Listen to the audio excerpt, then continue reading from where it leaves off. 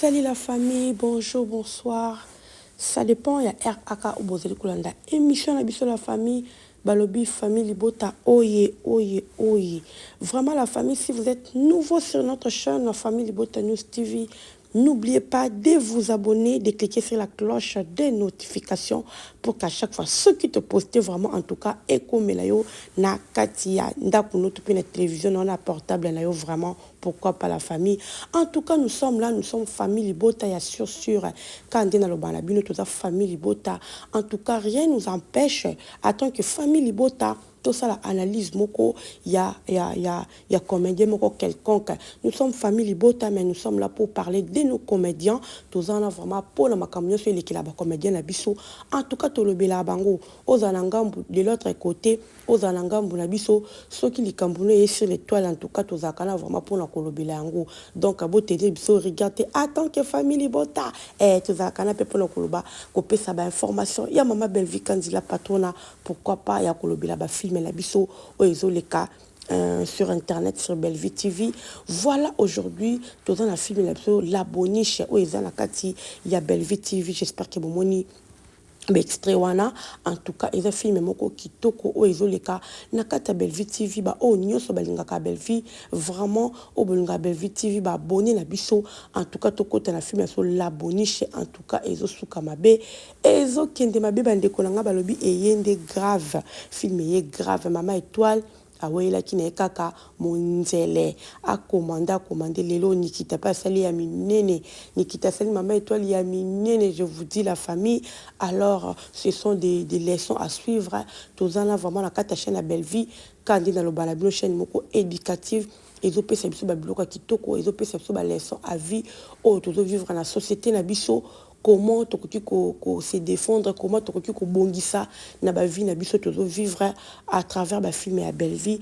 En tout cas si vraiment beaucoup tu connais beaucoup à la jamais de si na film la biso on a tchebino la boniche un film moko vraiment qui tok bande kolanga to kota to découvrir film ya sonne les okende tina suka to koyeba ko sala ba analyse ya film. Vraiment merci beaucoup à toi maman Bellevue. Na musala kitoko zaye ko sala biso na ba conseil nous à travers le film na ni na koloba ba éducation aux opesa bana na biso topé biso moko en tout cas vraiment ça nous va droit au cœur et puis na ba actrice nyonso o bozo participer et pas maman Bellevue ya on a loba na bino tozala kana pour na kolobela pe ba acteur na biso ba actrice na biso o ba accompagner ka maman Bellevue pourquoi pas ceux qui li kambula bango et sur l'étoile tous on a pour la défendre bango tous on a pour la koloba ceux qui les kamo que ma bien en tout cas photo ya koloba yango pour que pe ba se corriger donc c'est un peu ça kakande na loba la bino voilà la famille to continue mozindo ya lisolo na biso lisolo na pezani ya lisolo ya Linda Coach balobi to moni Linda nenga zo prester na kata Bellevue TV en tout cas azala bienvenue na kata Bellevue TV kande na loba la bino mama Bellevue après ça rabatu chance Bellevue vraiment pour leur ça batu chance azala kana et dans la batu mususu belinga opé ça batu chance té ou bien au joueur que pas naï azomona le côté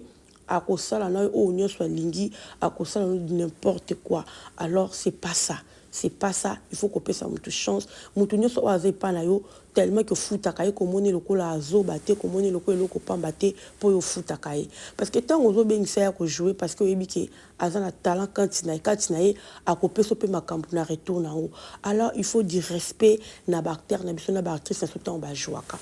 Alors la famille c'est qui m'a étiqueté ou étiqueté na ko sala vidéo et ça par rapport à publication ya Linda Oyo a publié qui Linda Côte de nous a publié tout comme l'argile devant le portier.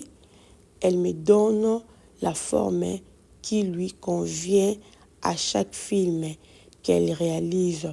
Je découvre mes capacités scéniques. Merci à toi, maman Bellevue. Voilà. Il s'agit de ça. Linda vraiment a publié na yeka ndenge zalaka bishika moko boye batu bazaki na posa ba finayo batu bazaki na posa ba diminuer yo batu bazaki na posa aussi là parce que ozaki mutu moko yebala ki place moko boye loko yebala ki kuna lokola ya fini yo alingi to yeba na alingi te o bima alinga ki aussi là aux aller l'autre côté donc batu ba bossa na yo batu ba critiquer aux alaka wana alors ils ont la moto OP, ils ont un talent à coordonner parce que des belles vies coordonnent, gèrent, dans la caca. À coordonner donc Linda.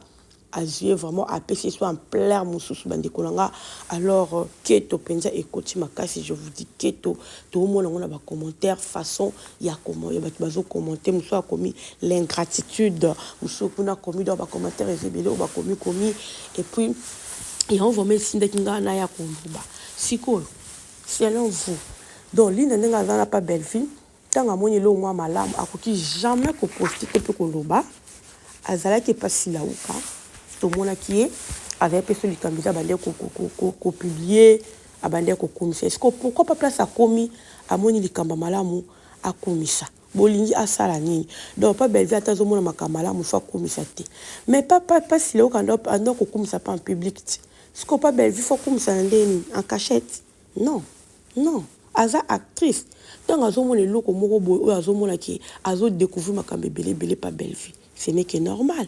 Je vous dis, la famille, elle n'est pas la seule personne où le loi a découvert ma belle vie ou azoloba. Linda n'est pas la seule. Tout le monde a Tegra, tout le monde a Sylvie, tout le monde a nani sous ambinga la biso, hein? Tout le monde a on a témoignaka belle vie n'a bimisa batala na bango. Donc Linda n'est pas la seule. Pour vous dire que c'est une dame ou a bimisa. Pourquoi vous avez un talent?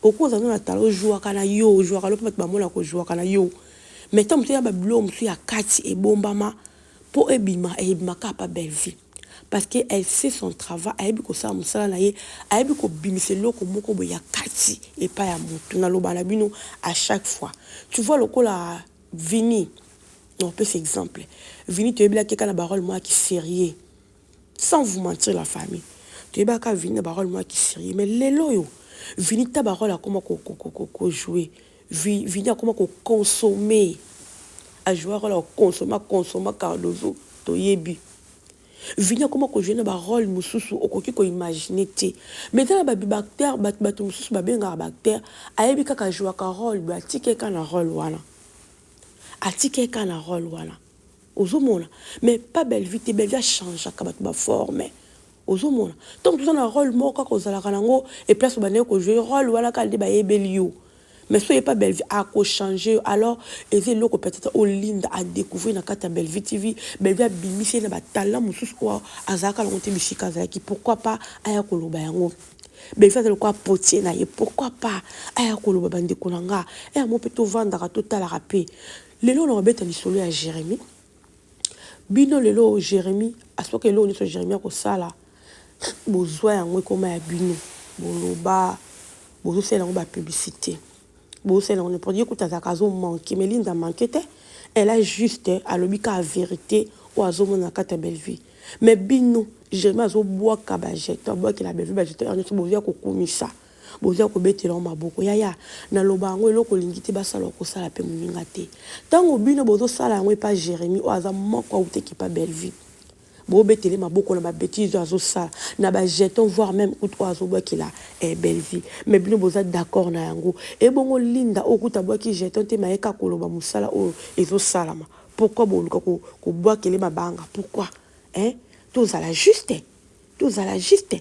yo ozo le bakaze un grand par rapport à quoi siko ndenge sila uka ndenga bois ki wana alinga ki Linda exister lisusu te abenga kete lokote moi na luki akipakete lokote mutu moko andimi ko lokota e mutu pas na talent o pa yebani chaîne yebani o azo sala Linda o lelo azali ameki ko zoya ya aloba te non il faut témoigner bolam ya sala ki mabete alinga ko longa na ndenge na ye moko te eza bino mo botika ki kande bolo parce que botiki mutu ba lokoti na ye pour aninta komisa mutu a lokoti ya un grand bokobenga par rapport à quoi o bino bokobenga un grand pa Linda un grand par rapport à quoi ben gratitude à bato mususu bolobela ngo te boyaka ko kumisa ngo gratitude à ya Jérémie pas la bino zakanini et pas la bino zani beaucoup misaka non parce que ya Linda kaka nde fois mimangambo ya et amoko photo za la pe bato et amotongo zo li musapi o zo tshela muninga tala pe retourne zo zongela yo to za kala ka te pona kolobela pona baninga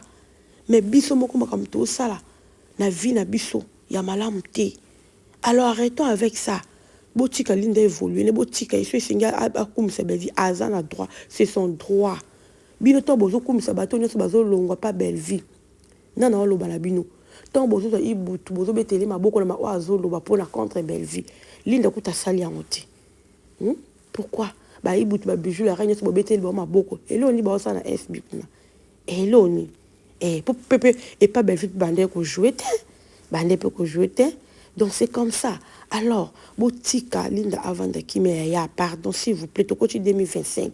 To changer nos mentalité na biso. So bo moni muta kumisi botiki pas kumisa na bino pe bo kumisa ya bino. Po bino peza na bateau balonga pe na kata Belleville o bino bo encourager ka bango na le mal. Donc c'est la même chose. Alors arrêtons un peu avec vos commentaires, vos sales commentaires. Ceux qui m'ont posté, l'eau qu'on est pour la Belleville, bon, quand tu as des commentaires, on a bien les makolo. Tu calcules bien, tu as mon abinoté. L'essentiel est que Linda abimi azo la samusala na azo pressé qui toko en tout cas à découvrir ma kambebele à co-citer.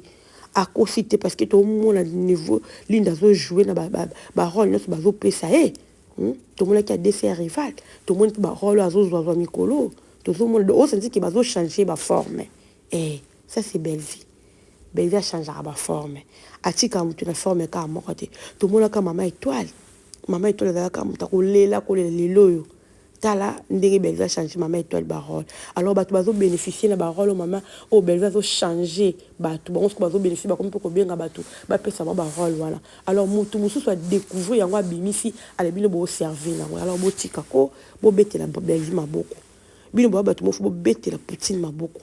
Parce que azo sa musala o bino bozo découvrir à travers Belleville et puis bo benga ba terre wana ba actrice na bino bo kangisa ba onka na rôle moko.